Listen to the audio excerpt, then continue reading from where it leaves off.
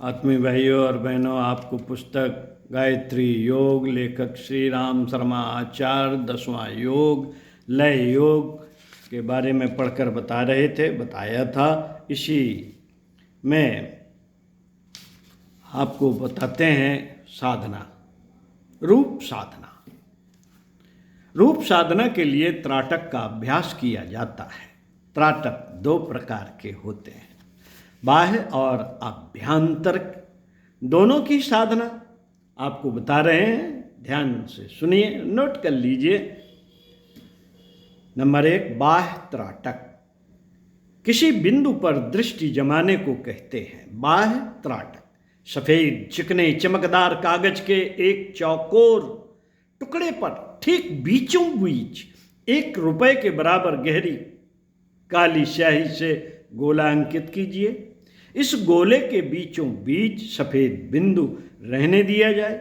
मेरुदंड को सीधा रखकर स्वस्थ चित्त होकर पद्मासन पर अथवा अर्ध पद्मासन पर पालथी मारकर बैठिए। उपरोक्त काले गोले को नेत्रों की सीध में 3 फुट के फासले से दीवार पर टांग लीजिए। काले गोले के बीच में सफेद बिंदु पर दृष्टि जमाइए। पलक मारते रहने में कुछ हर्ज नहीं, पर दृष्टि बिंदु पर से ना हटे। आंखें ना तो बहुत अधिक खोली जाए, ना पलक सिकोड़े जाए। दृष्टिपात ना बहुत हल्का हो और ना बहुत जोर लगाया जाए। मध्यम स्थिति में यह साधना करनी चाहिए। यह साधना स्वस्थ नेत्र वालों को ही करना चाहिए।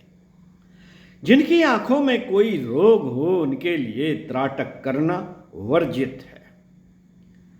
एकटक दृष्टि जमाने से कुछ ही देर में गोले के बीच का सफेद बिंदु हिलता डुलता, घटता बढ़ता, कांपता, थरथराता तथा रंग बदलता दिखने लगता है। यह सब होने पर भी दृष्टि हटानी ना चाहिए। कुछ दिनों अभ्यास से बिंदु स्थिर हो जाता है। कुछ दिनों अभ्यास करने से बिंदु स्थिर हो जाता है। यह इस साधना की परिपक्वावस्था का चिन्ह है। साधन 2 मिनट से साधना आरंभ करके 1-1 मिनट नित्य बढ़ाना चाहिए। आंखों में पानी भर आए तो त्राटक अवश्य ही समाप्त कर देना चाहिए। चंद्रमा पर, घी के दीपक की शिखा पर, शालिग्राम या शिवलिंग के अग्रभाग पर, इष्टदेव के चरण नख व किसी अंग विशेष के बिंदु पर भी यह साधना किया जा सकता है। यह साधना की जा सकती है। नंबर 2, आभ्यंतरिक त्राटक। इसके लिए नेत्र बंद करके साधना पर बैठना चाहिए। दोनों कानों के छिद्रों के बीच में एक सीधी रेखा खींची जाए और भ्रू मध्य भाग से लेकर सिर के पीछे की ओर एक रेखा खींची जाए तो यह दोनों रेखाएं आपस में जहां मिलती हैं वहां त्रिकुटी, ब्रह्मरंध्र या सहस्त्र दल कमल का स्थान है। इस स्थान पर शांत चित्त से ध्यान जमाने पर एक छोटा सा प्रकाश बिंदु दृष्टिगोचर होता है। कुछ दिनों के बाद एक के स्थान पर अनेक लाल, पीले, काले, विभिन्न वर्णों के, विभिन्न आकृतियों के बिंदु मस्तिष्क के भीतर चारों ओर उड़ते हुए दिखाई देते हैं। दीर्घकालीन सतत अभ्यास से वे बिखरे हुए विभिन्न आकार प्रकार के बिंदु उस मूल बिंदु में लय होने लगते हैं और अंत में एक शुभ ब्रह्म ज्योति रह जाती है, जिसके दर्शन से अंतः प्रदेश में बड़ी आनंददायक शांति वर्षा होती है। तो आभ्यंतरिक त्राटक उनके लिए संभव है जिनकी आँखों के कोई रोग हैं, और जिनकी आंखें ठीक हैं उनके लिए बाह्य त्राटक।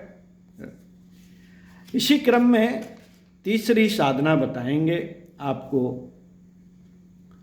रस साधना।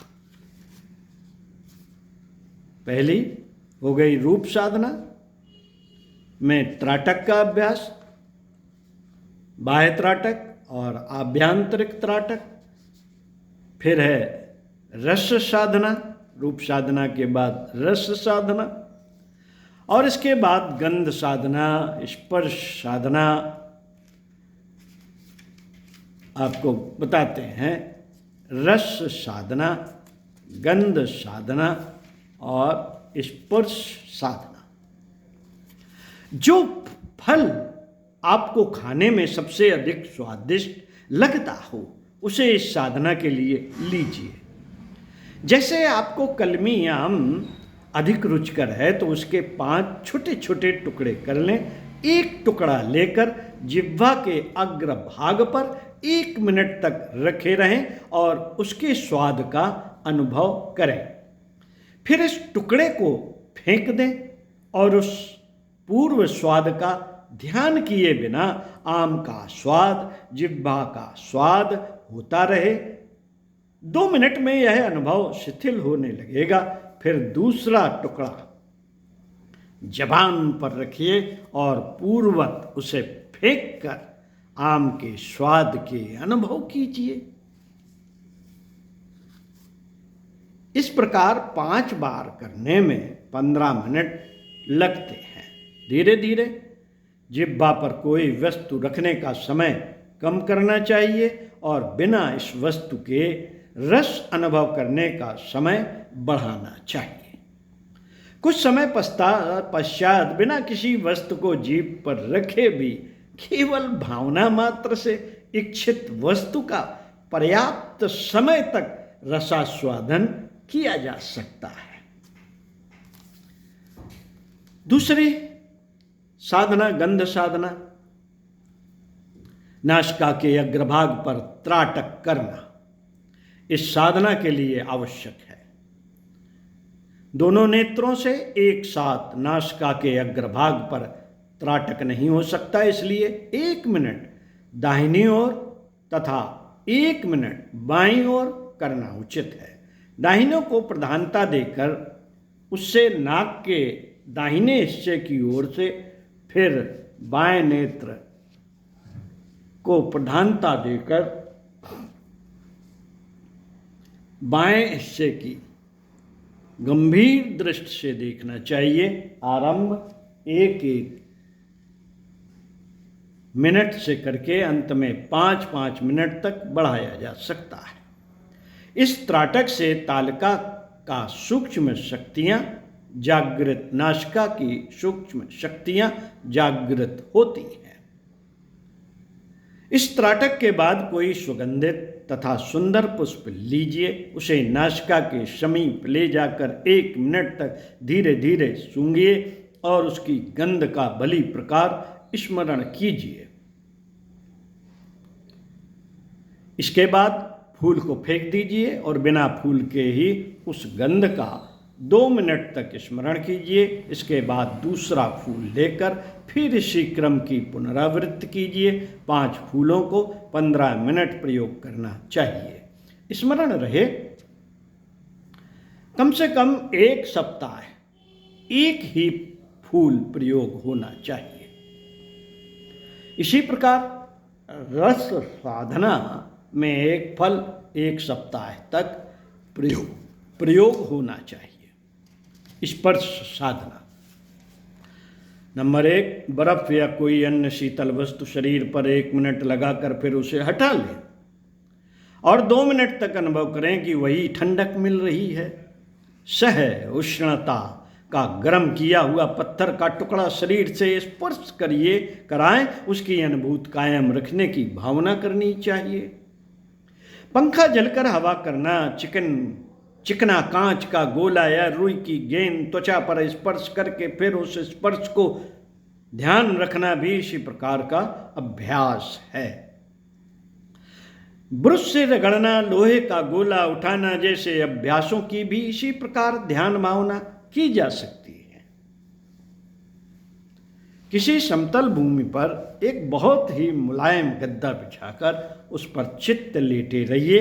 कुछ देर इसकी कोमलता का स्पर्श सुख अनुभव करते रहिए। इसके बाद बिना गद्दा की कठोर जमीन या तख्त पर लेट जाइए। कठोर भूमि पर पड़े रहकर कोमल गद्दे के स्पर्श की भावना कीजिए। फिर पलटकर गद्दे पर आ जाइए और उस कठोर भूमि की कल्पना कीजिए। इस प्रकार भिन्न परिस्थितियों में भिन्न वातावरण की भावना करने से तितीक्षा की सिद्धि मिलती है। स्पर्श साधना में सफलता प्राप्त करने पर शारीरिक कष्टों को हंसते हंसते सहने की शक्ति प्राप्त हो जाती है। उपरोक्त पांचों साधनाओं को एक साथ ही किया जाए यह आवश्यक नहीं। जिनके पास साधना के लिए समय थोड़ा है वे इनमें से किसी एक दो साधनाओं की अपनी रुचि और सुविधा के अनुसार चुन सकते हैं। उसमें सफलता मिलने पर अन्य साधनाओं को हाथ में लिया जा सकता है। साथियों, इन साधनाओं से मन वश में होता है, चित्त वृत्तियों पर निरोध होता है और विचारों पर काबू होता है। योग के समस्त साधनों का यही उद्देश्य है।